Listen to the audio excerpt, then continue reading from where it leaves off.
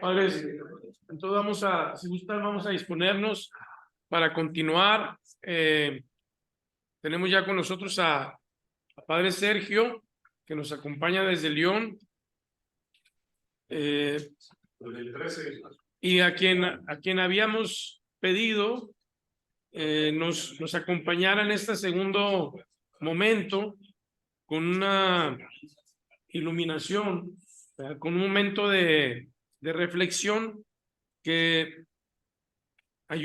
nos ayude, a discernir, ¿verdad? Desde Jesús, precisamente lo que hemos comentado el día de ayer y esta mañana, ¿no? En un primer momento que hemos querido concluir, Sergio, como el ver, ¿no?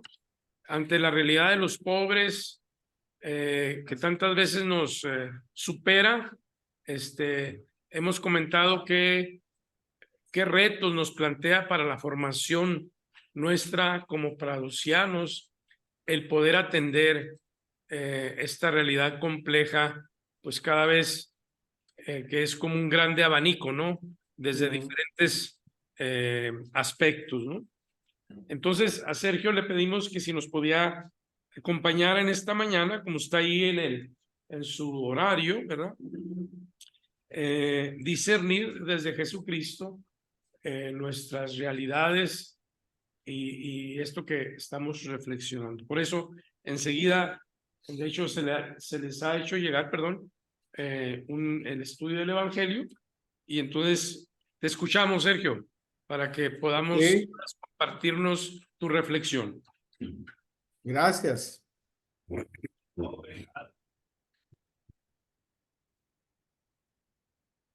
Es para mim uma grande alegria partilhar com todos vocês esse nosso segundo encontro, mesmo à distância, não diminui a força e a alegria de estar em comunhão com o Prado do México. Gostaria, então, de partilhar com vocês aquilo que me foi proposto, de como motivar um pouco mais o estudo do Evangelho a partir do tema em que vocês me apresentaram, o tema desta Assembleia. Deixar-nos atrair por Jesus Cristo, que em sua docilidade e obediência ao Pai e em compaixão pelos últimos da terra, nos modela discípulos e apóstolos para ser e fazer como Ele. Um tema muito sugestivo e que evoca, de fato, nosso espírito como verdadeiros discípulos de nosso Senhor Jesus Cristo. E então, eu tentei, como vocês estão aí vendo, algumas palavras que pode, então, evocar para nós um verdadeiro espírito de entrar como verdadeiros discípulos no Evangelho. Então, a primeira palavra que me vem é animados. Anima significa a vida. Animados pelo Espírito Santo, entremos nesta Assembleia com uma consciência e uma atitude do verdadeiro discípulo de nosso Senhor Jesus Cristo. Fazendo, como dizia o Padre Chevrier, o nosso primeiro trabalho. O nosso primeiro trabalho é conhecer, amar e seguir nosso Senhor. No verdadeiro discípulo, o padre Chevrier faz um pequeno esquema, parece de início um pouco assim, esquemático demais, mas que lança em nossas vidas um bom discernimento. O padre Chevrier fala de 3 tipos de cristãos no mundo e de 3 tipos de padres na igreja: os bons, os maus e os perfeitos. Os bons são aqueles que cumprem o dever. Os maus são aqueles que vivem no pecado e na indiferença perante o seu dever. Os perfeitos, ou melhor, os que tentam a perfeição, que procuram seguir nosso Senhor Jesus Cristo mais de perto, que têm o desejo de trabalhar para a glória de Jesus Cristo, se sentem nele o seu amor e desejam imitá-lo na sua pobreza, na sua doçura, na sua caridade, no seu zelo pelas almas, nos seus sofrimentos e na sua cruz. Depois continua o bem-aventurado Padre Chevrier, ainda falando da perfeição do verdadeiro discípulo. Não se vê senão Jesus Cristo. Ama Jesus Cristo e coloca Jesus Cristo como primeiro em tudo. Ama e procura imitar o mais fielmente possível aquele que ama. Me parece que esta classificação um pouco simplória que o padre Chevrier nos sugere no Verdadeiro Discípulo, na página 120 e 121, nos ajuda a, de fato, entrar no estudo do Evangelho, porque a perfeição é o grande desejo daqueles que querem seguir Jesus Cristo mais de perto. De fato,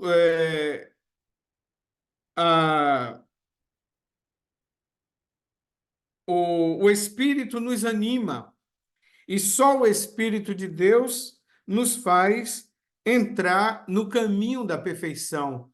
E o caminho da perfeição para Padre Chevrier é o conhecimento, o amor e o seguimento a Jesus Cristo. Então, para aqueles que são chamados a participar do Espírito do Prado, desse carisma, não é suficiente ser um bom padre. É necessário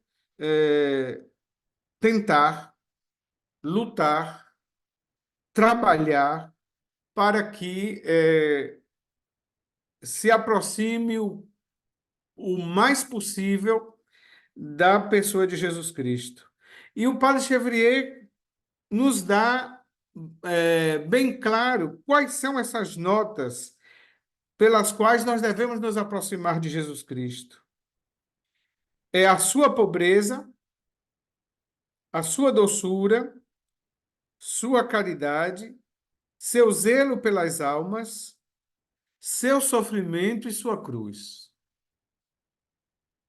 Me parece que define bem o que ontem nós falávamos sobre aquilo que o padre Chevrier contempla no mistério do presépio na noite de Natal de 1856.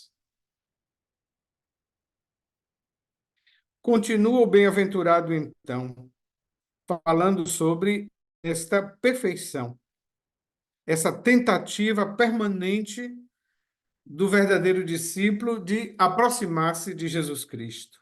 Ora, não há aproximação sem que haja essa atração, Portanto, aí a palavra atraídos. Nestes dias de assembleia, aí no México, deixemos-nos atrair por Jesus Cristo. Ninguém pode vir a mim se o Pai não o atrair. João 6, versículo 44. É o Pai mesmo que nos atrai para o conhecimento de seu Filho. Ele mesmo que nos convoca a escutá-lo, como diz bem em Lucas 9:35. Este é meu filho, o eleito, ouvi-o.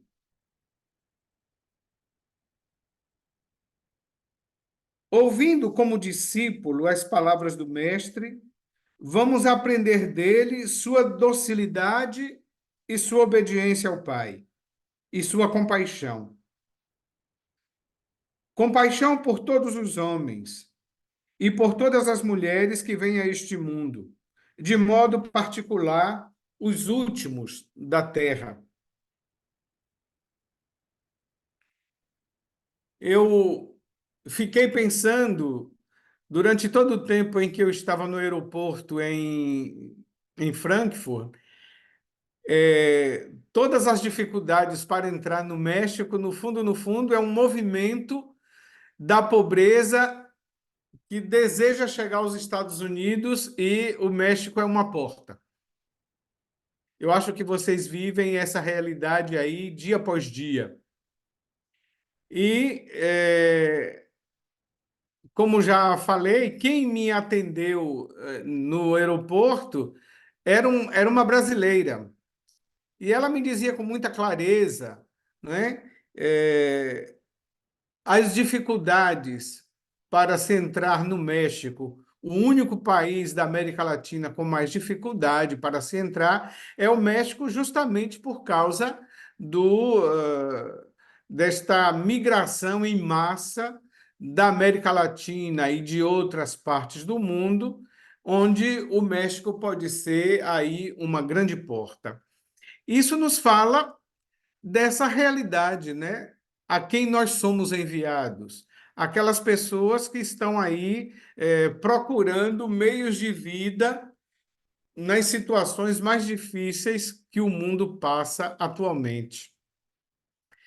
E eu ficava ali no aeroporto, passei todo dia até a espera de um voo de volta a Lyon, e meditava todo o tempo dessa situação dos pobres que nós encontramos também aqui na França, como um país muito procurado pelos pobres de toda parte. O Papa, que visitou no mês passado a cidade de Marseille, é bem isso, né? Mostra bem isso. O movimento dos pobres à procura que estão à procura de uma vida melhor. Então, evangelizar essa realidade me parece que, de fato, é para nós hoje um grande desafio por toda parte e de forma muito especial aí para vocês mexicanos. Bom, a outra palavra que eu escolhi foi iluminados. O estudo do Evangelho não é uma simples erudição sobre textos da Escritura, nem tampouco uma preparação para a homilia. Eu acho que, nesse sentido, nós precisamos exercitar no mundo inteiro essa prática do Evangelho dentro do espírito do Prado. Nós percebemos em nossas visitas que a maioria dos padrosianos não fazem estudo do Evangelho, preparam homilias, o que já é uma boa coisa, graças a Deus. Mas o estudo do Evangelho é mais que isso. Preparação da homilia, eu tenho sempre em vista a assembleia a quem eu me dirijo. Portanto, é correto, e rezo com isso, nós oramos e estudamos Jesus Cristo, preparando o Evangelho para dizer aos outros. Mas isso nos faz já colocar-nos no espírito do apóstolo, aquele que anuncia. O estudo do Evangelho é uma outra atitude. O estudo do Evangelho não é uma preparação para a pregação, é a escuta e a contemplação de Jesus como nosso mestre no nosso lugar de discípulo. Na nossa experiência aqui na França, quando fazemos o ano para 12 ano internacional, o API, nos damos conta nos primeiros meses que o estudo do Evangelho, na maioria dos padres, parecem preparações para a pregação. E demora um certo tempo. Vitor viveu essa experiência aqui conosco, e, sobretudo aí sobre a orientação de Joseph Niquemar, essa tentativa de nos colocar diante da palavra de Deus como discípulos. Tomar Jesus Cristo como nosso mestre interior. E aqui é necessário uma abertura muito grande ao Espírito Santo de Deus. Fazer o estudo do Evangelho à maneira do Prado, à maneira do Padre Chevrier, continua para os prados do mundo inteiro um grande desafio. Muitos também têm a prática de fazer o estudo do Evangelho somente nas equipes de base, mas não é um trabalho da pessoa. Então, quando eu estou na equipe de base, reunidos, ali faço o estudo do Evangelho, mas não é o exercício da minha vida pessoal. Portanto, em primeiro lugar, que o estudo do Evangelho seja uma prática pessoal. E essa prática pessoal desemboca na vida da equipe. Às vezes, o fato de não nos tornarmos discípulos numa atitude pessoal do estudo do Evangelho, caímos facilmente num empobrecimento da equipe. E, ao meu ver, é muito importante que, iluminados pelo Espírito, o estudo do Evangelho é uma atitude espiritual, pessoal, onde o discípulo se deixa formar pelo Espírito do Mestre nas profundezas de nossa alma, na profundeza de nosso coração. Então, me parece que esta Assembleia pode despertar de forma mais aguda esse chamado para que nós, pradosianos, cultivemos no cotidiano de nossa vida apostólica, no cotidiano de nossa vida missionária, de nossa atitude pastoral, esse tempo, né, que Padre Chevrier chama o primeiro trabalho, do conhecimento de Jesus Cristo como uma verdadeira contemplação. Portanto, o estudo do Evangelho é uma atitude de contemplação profunda, onde o Espírito Santo, gera em nós aquela mesma filiação de Jesus.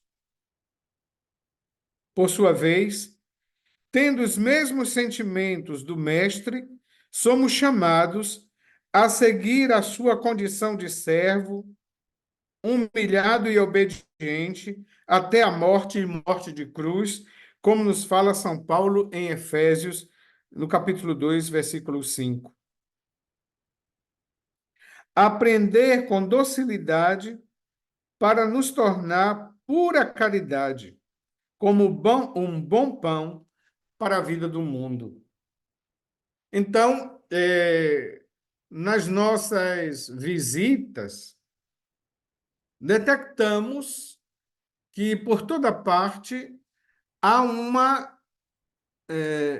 há uma espécie de empobrecimento do estudo do Evangelho, e aqui também nós percebemos durante a formação no ano padrosiano, de que, na maioria das vezes, na vida cotidiana, nós preparamos homilias, mas não entramos como prática pessoal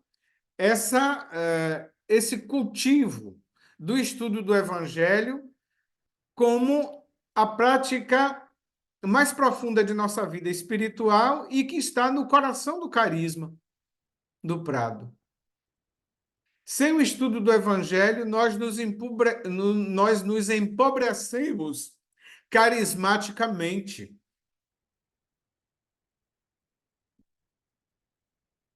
Porque ter o conhecimento de Jesus Cristo é tudo, e para que haja conhecimento de Jesus Cristo, ter o Espírito Santo de Deus é tudo.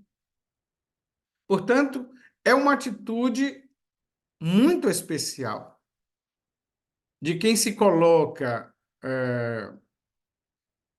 diante da palavra de Deus como um ouvinte, né? O padre Bruno Bibolé, que morou muito tempo no Brasil, acho que 38 anos, ele, como jovem padre, nas suas pregações, ele se sentia muito distante da palavra. E foi pedir, então, ao bispo auxiliar, o Dom Anselmo, que desse licença para ele não pregar. Ele conta essa história como um fato que refundou seu ministério e sua vida de padre. Então, o bispo disse: não, eu não posso te dar essa licença, porque o primeiro ouvinte da palavra de Deus é você. Então, se eu te tiro a possibilidade de ouvir a palavra, eu te tiro a possibilidade de ser discípulo de Jesus Cristo. E esse é o nosso primeiro trabalho. Me parece que nós precisamos, em toda parte, nós pradosianos, tomar essa consciência profunda de que o estudo do Evangelho é como o alimento cotidiano da vida do discípulo. E quanto esse alimento da palavra de Deus pode, de fato, mudar profundamente a nossa atitude apostólica e nossa fecundidade apostólica. De forma que é de fundamental importância que não sejamos apenas estudiosos do Evangelho no sentido padrosiano, quando estamos numa assembleia, quando estamos no encontro, quando estamos na equipe de base, mas na nossa vida cotidiana. Uma outra palavra que eu tomo é pobres. Como aprender a ser pobre como Jesus? Na nossa cultura, o homem maduro é um homem emancipado. Na vida espiritual, o discípulo vive como Jesus, na total dependência do Pai. Então, reparem, se na nossa cultura nós caminhamos para a emancipação, e é normal que se caminhe na direção da emancipação do sujeito, na vida espiritual é o contrário. Na vida espiritual, nós vivemos como Cristo na total dependência do Pai.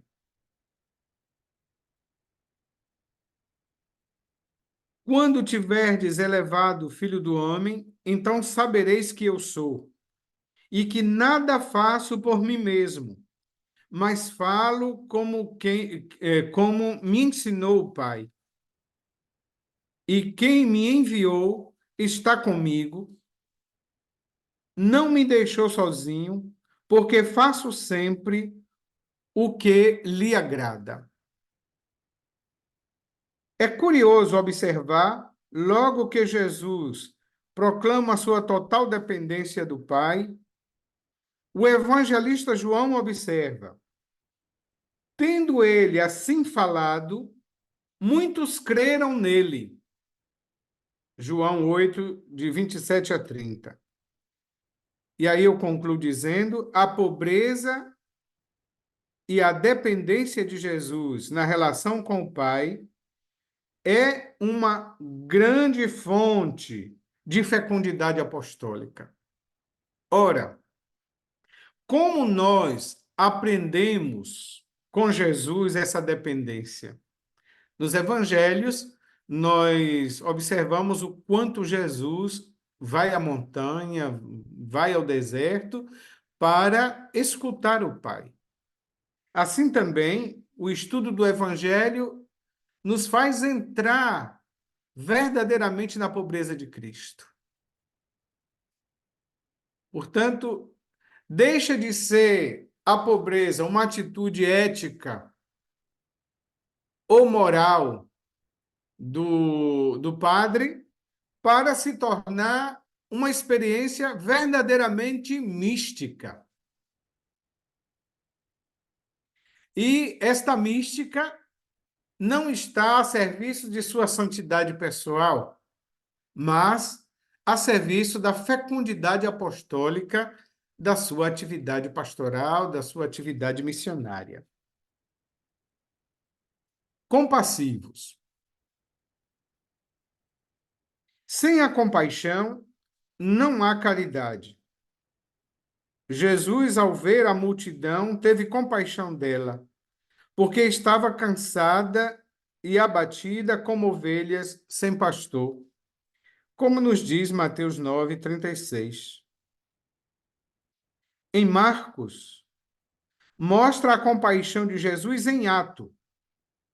Ele tem compaixão da multidão que estava como ovelha sem pastor, e em seguida aparece a caridade, exerce a caridade, ensinando, instruindo, dando-lhes o pão.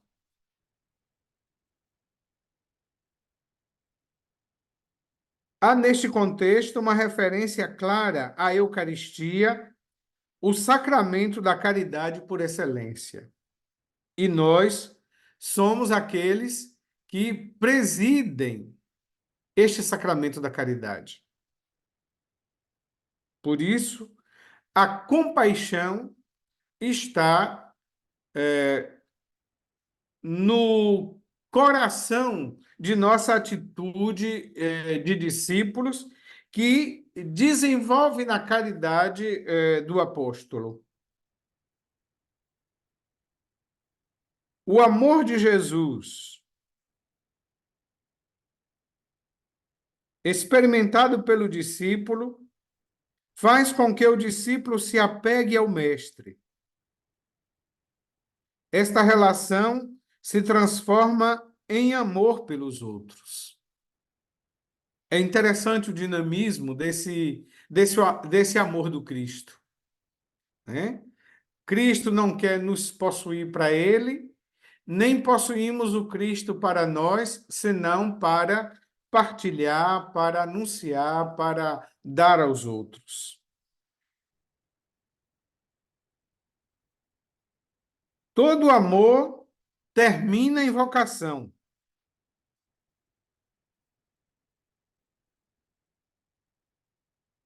Toda vocação é apelo à missão.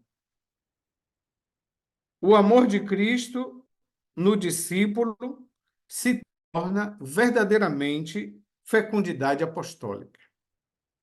Portanto, o estudo do Evangelho se faz crescer em nós o conhecimento e o amor nos leva ao seguimento, mas tem como fruto a fecundidade apostólica.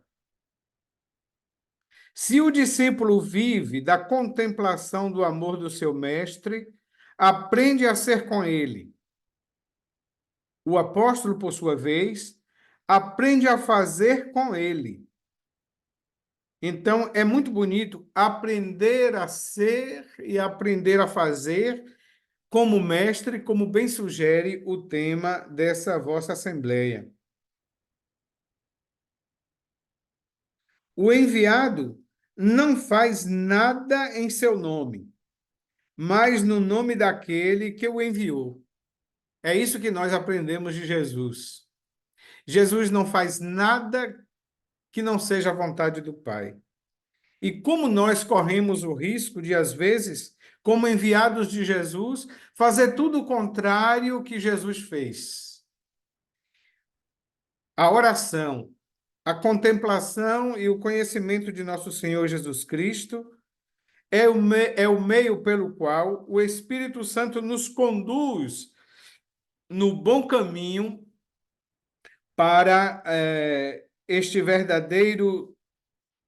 essa verdadeira atitude do discípulo que enriquece o apóstolo.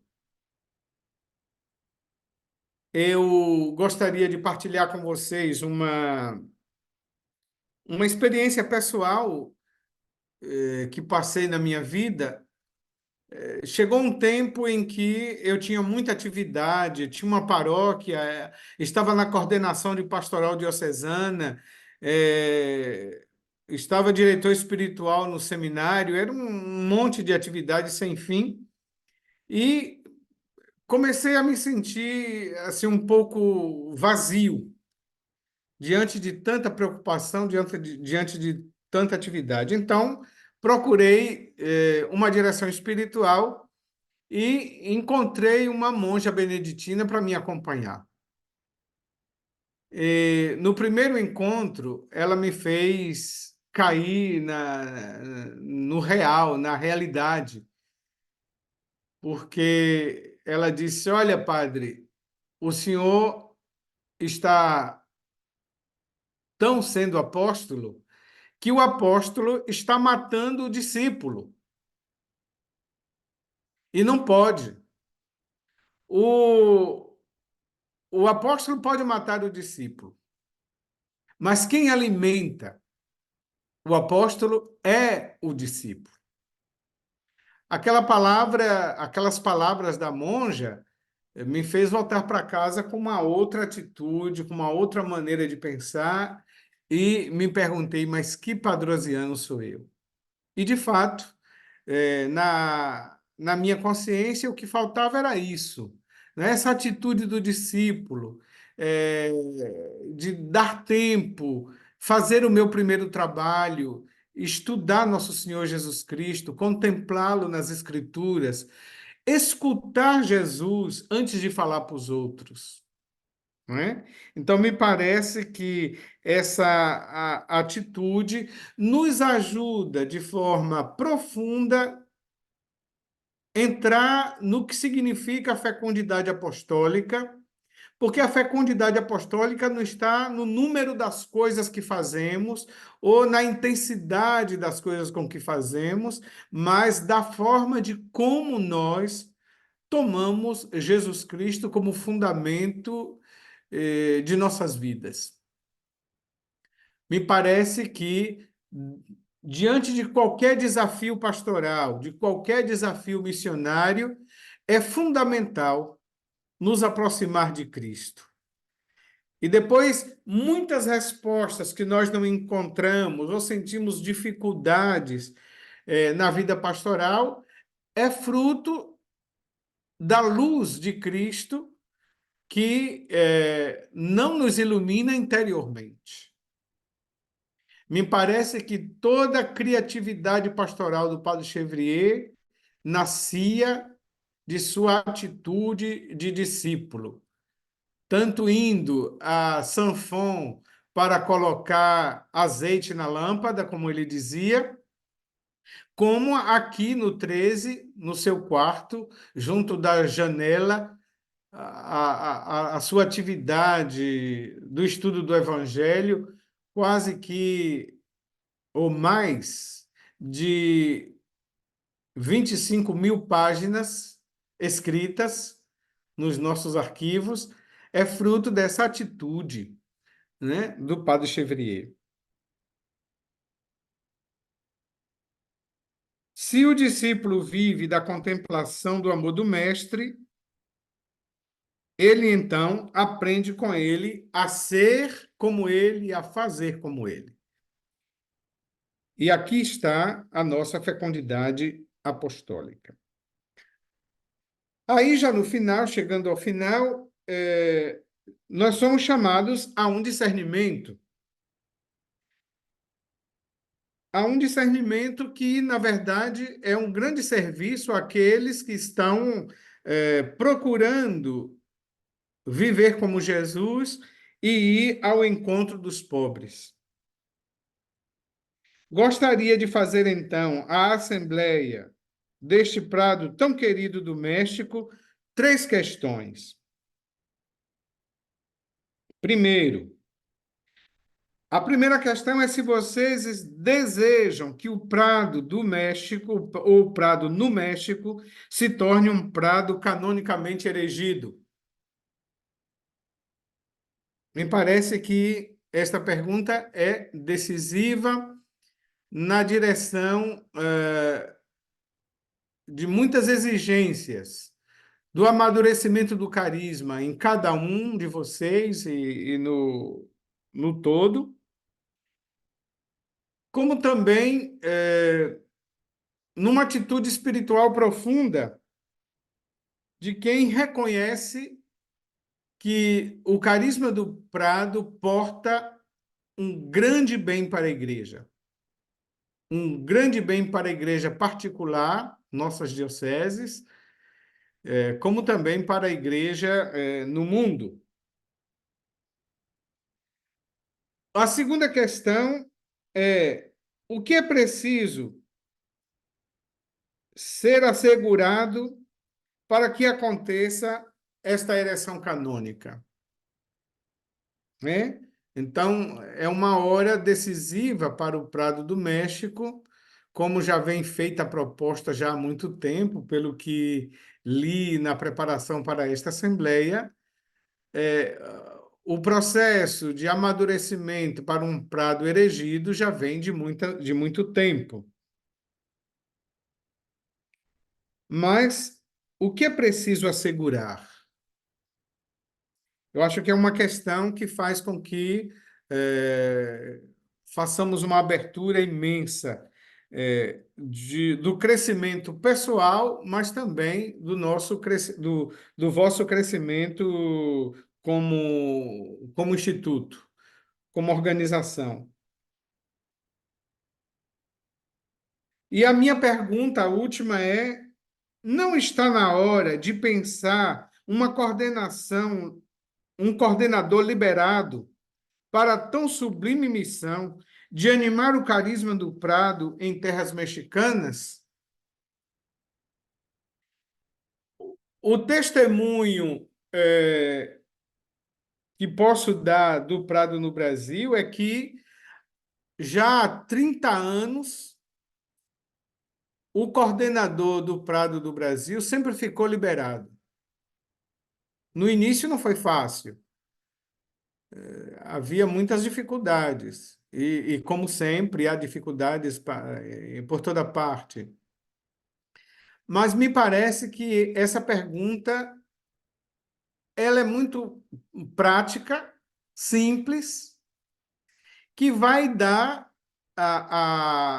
ao grupo do Prado no México, a todos os padrosianos, uma exigência bastante forte de comunhão, de abertura missionária, porque o trabalho com o clero, o trabalho com nós padres, é, na verdade, fortalecer a evangelização dos pobres. E por isso, quando tem alguém liberado, com o tempo, logo no começo, talvez não no tempo integral, mas a meio tempo, uma dedicação especial do coordenador e com o grande apoio do conselho e de cada membro, para que o serviço do Prado ganhe força no grupo, e isso nós vamos sentir a eficácia apostólica desses esforços, dessas tomadas de atitude. Então, me parece que são questões que podemos discernir, que vocês podem, à luz da palavra de Deus, à luz do estudo do Evangelho, ir amadurecendo nesses dias. Então, meu desejo é que o estudo de nosso Senhor Jesus Cristo lance luzes para este momento histórico da família do Prado no México. E eu desejo, então, que essa assembleia seja uma assembleia decisiva para este passo do crescimento desse tão querido Prado na América Latina. E aqui termino minhas palavras, agradecendo aí a atenção e o carinho de vocês.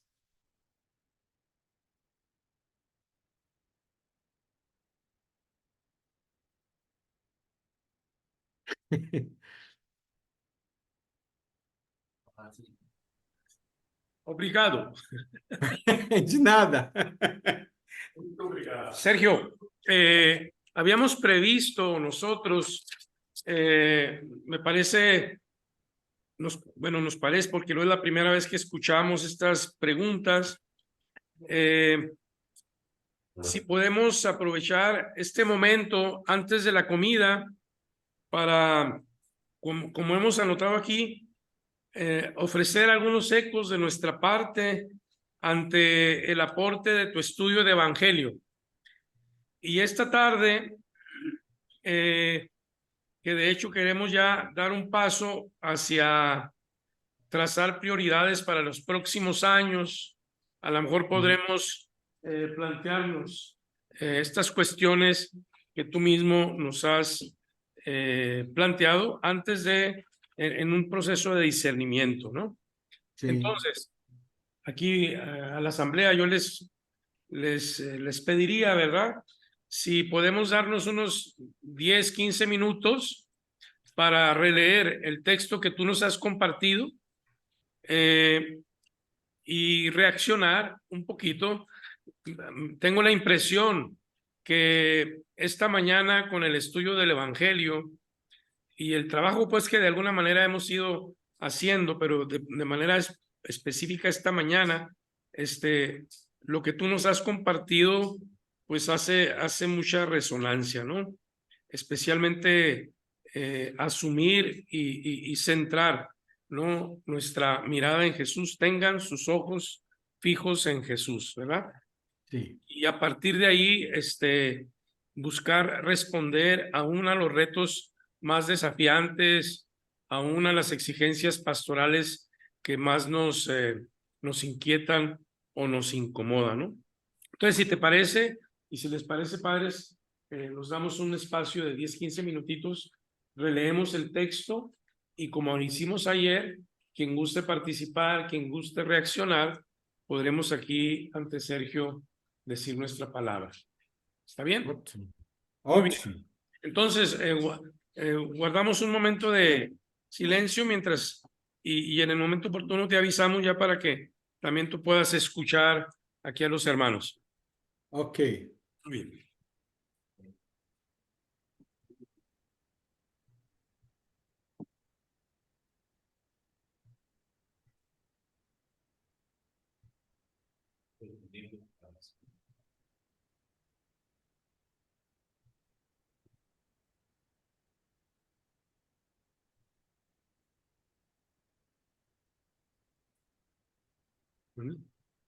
Se tiene aquí en el video.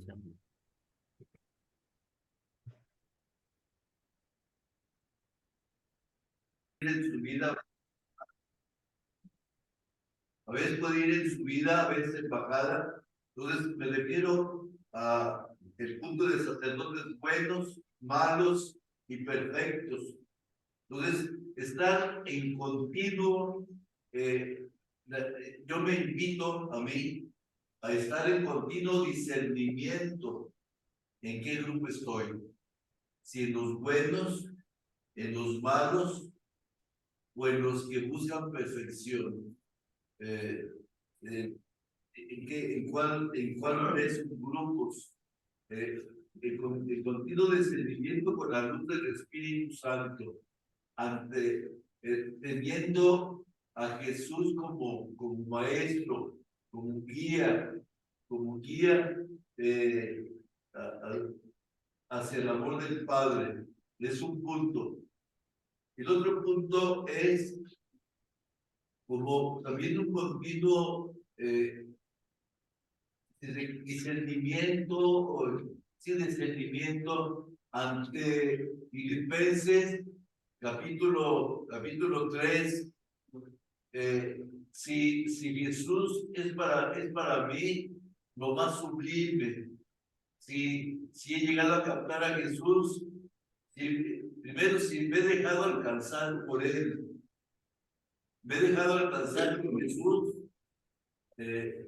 y para mí es Jesús lo más sublime, y voy hacia Él. Dice San Pablo, no es que yo sea perfecto, no soy perfecto, pero sigo hacia Él, esperando alcanzarlo como Él me alcanzó a mí. Entonces, tener Filipenses 3 como también un punto de discernimiento muy importante. Y el otro punto de discernimiento es Filipenses 2. Tener la sensibilidad, los mismos sentimientos de Cristo Jesús. Sino Jesús que no se apegó, o sea, no hizo valer el ser Dios, sino que se rebajó, se abajó. También tener ese es también como punto de discernimiento, el abajamiento, el despojo. Los Filipenses 2, Filipenses 3, y eso del Padre Chevrier. Los buenos, los malos y perfectos. Bien, vamos a dar la palabra a Juanito y a Manuel, y yo creo que vamos pues. ¿Usted quiere acercar? Sí,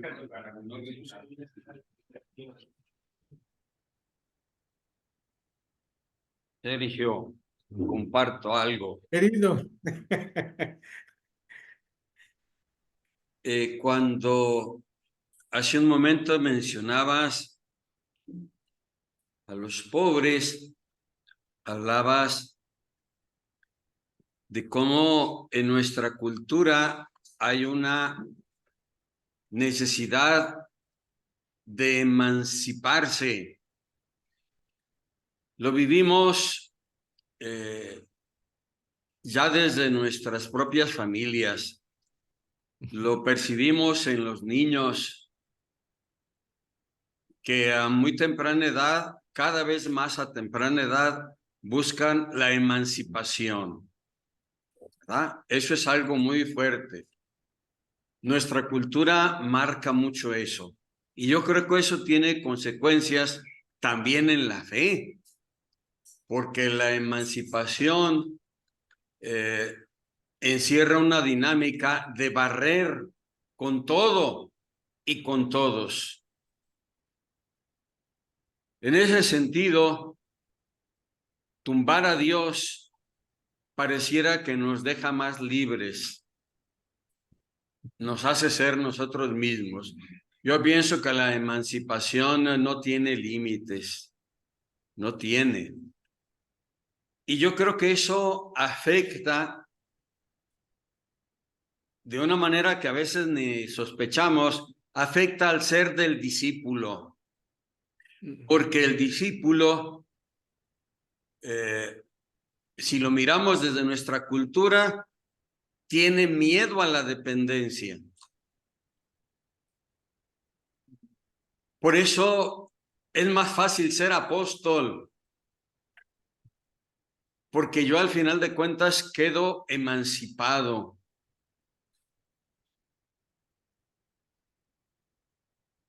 Creo yo que aquí, cuando se habla de la fecundidad apostólica, lo que se está marcando mucho es el apóstol. El apóstol es el que sale, es el que realiza un determinado quehacer. Pero yo creo que cuando el padre Chevrier habla de que conocer a Jesucristo es nuestro primer trabajo, no quiere decir que haya un trabajo posterior que desbanque a este primer trabajo, que es el discípulo. Es que si no somos discípulos, tampoco seremos apóstoles. Y yo creo que sí valdría la pena llegar a comprender cada vez mejor el sentido que tiene el ser del discípulo y descubrirlo como nuestro primer trabajo, constantemente, el que nunca va a concluir, nunca. Gracias. Gracias, Juanito.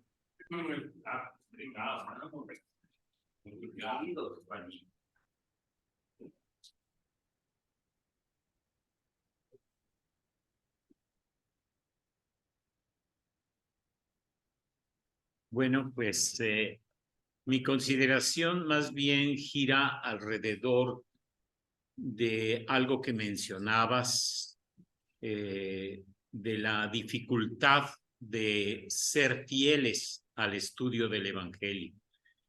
Entiendo que eso implica convicciones y que implica una apertura a la gracia. Sin embargo, también creo que en las condiciones, particularmente en América Latina, aquí en México es muy claro, en que los sacerdotes regularmente estamos rebasados de responsabilidades, de asuntos pequeños, grandes, medianos, en donde pues tenemos, además de la tarea pastoral, que ser constructores, gerentes de un inmueble, de unos empleados, juntas, reuniones, etcétera, etcétera, etcétera. Yo a lo que voy es, si pudiéramos tener como espacios para hablar de el problema que nos implica ser fieles al estudio del Evangelio y tratar de buscar caminos a partir de la experiencia y del realismo, porque a veces no se trata como solamente de escuchar que el estudio del Evangelio es esencial, es el primer trabajo. No digo que no se haga eso, pero yo veo que hay algo adicional que no tocamos, que es nuestra realidad, nuestro contexto, nuestra manera de vivir el ministerio en ocasiones, pues de manera tan absorbente, tan atropellada de alguna manera. Entonces, yo veo que implica una reorganización de nuestra manera de vivir. El padre Cencini, que inauguró nuestra sesión, en alguno de sus libros habla de los ritmos de la formación, ¿no? Y yo creo que tendríamos que repasar cuáles son nuestros ritmos de vida que hacen posible que el estudio de Evangelio tenga su centralidad, porque en el ritmo cotidiano como estamos, yo creo que es muy difícil. O sea, hay que replantear cómo estamos viviendo el ministerio. Entonces, yo veo algo que en alguna vez pues leí, escuché de uno de los Felipe uno del Prado de España, que no sé si ya falleció, ha de ser grande, Felipe, no me acuerdo ahora del apellido, que él decía que ¿qué pasaría si un día a la semana lo separo, lo bloqueo y ese es el día de mi estudio de Evangelio? Corrido, me sereno, me sosiego, oro, y bueno, los demás días va a ser muy difícil que hagas tu evangelio porque tienes esto y lo otro y lo otro y lo demás allá. Pero es replantear el ritmo, ¿no? O bien algunos, a mí me ha funcionado, pero me doy cuenta en lo personal que a veces me desgasto mucho. A mí me ayuda a hacer estudio de evangelio a las 5 de la mañana o a veces un poco antes, porque después yo ya no puedo. Ya no puedo. Sencillamente, o ya no tengo el tiempo interior, el tiempo mental para poder hacerlo, ¿no? Solo que, pues, no solo implica una disciplina, sino de nuevo un ritmo, porque si te acuestas a las 12 de la noche, a la 1 de la mañana, pues no te puedes levantar a las 5, ¿verdad? O te vas a desgastar y tu salud se va a ver muy complicada. Entonces, ¿cuál es el ritmo de cada uno? A mí me gustaría eso como ¿qué dijo Armando? Encuerarnos, ¿no? Decir, bueno, a ver, ¿tú cómo le haces, no? ¿Tú cómo le haces?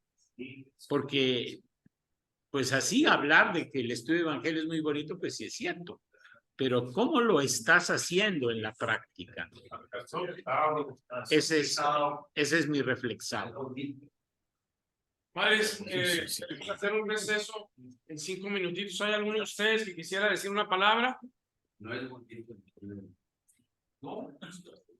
Breve, por favor. Sí, lo más que algo del sencillo es el él ofrece aquí ese al ritmo de la palabra, aunque él se refiere a la homilía de cada día.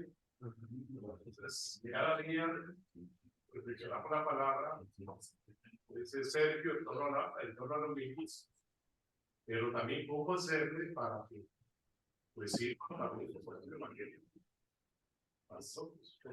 Bueno, lo dice el Papa en la Evangelii Gaudium, aunque él habla ahí de la lección divina, ¿no? De cómo no hacer la homilía o la lección en función de la gente, sino en función nuestra, ¿no? Como algo que nos compete. Bueno, tienes Armando, por favor. Yo tuve una inspiración del Espíritu Santo. Álgame Dios. A ver, le legamos una carta al Papa Francisco pidiendo la canonización de Antonio Chevrier como modelo del sacerdote diocesano de nuestro tiempo. El cura de antes nuestro patrono, pero Chevrier sería nuestro modelo para sacerdotes de nuestro tiempo, especialistas en el estudio del evangelio para ser despojados, comidos y inmolados. No le hacemos nada al Papa, no le llegó nada de nosotros. ¿Cómo no? Lo logra y saca en las nubes. Muy bien, padres. Se está enojando Armando, entonces mejor nos vamos a ir. Sergio, muchas gracias por acompañarnos hoy. Esperamos contar contigo mañana. Amanhã, sim. A mañana. Tendremos las elecciones mañana y espero que esta tarde podamos también tocar esto que ustedes como consejo nos han planteado con tus preguntas y también Armando de alguna manera, ¿verdad? Entonces, podemos encontrarnos mañana a la misma hora para que nos acompañes y en las elecciones y tal vez al inicio decirnos una palabra sobre la importancia de la elección y la responsabilidad desde el Prado, ¿verdad?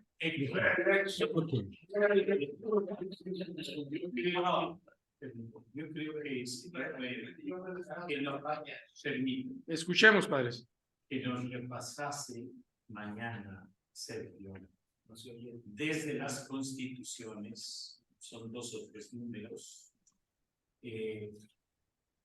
como, no sé si se puede decir reglamento de las votaciones, pero ¿qué es lo esencial para hacer bien las votaciones? No solo el espíritu, sino un poco la forma. No dejarse escuchar, Sergio.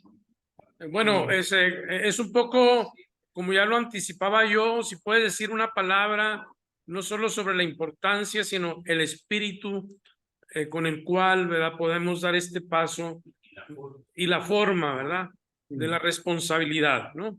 Ok. Sí, sí escuchaste, ¿no? Más o menos a... Sim, sim. Bueno, Sí. muchas gracias, Sergio. Ok. Nos vemos. Boa continuação. Gracias.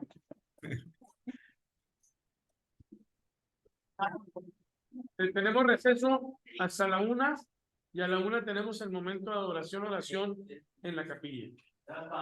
Gracias. Ok. Gracias, hermano. Graças.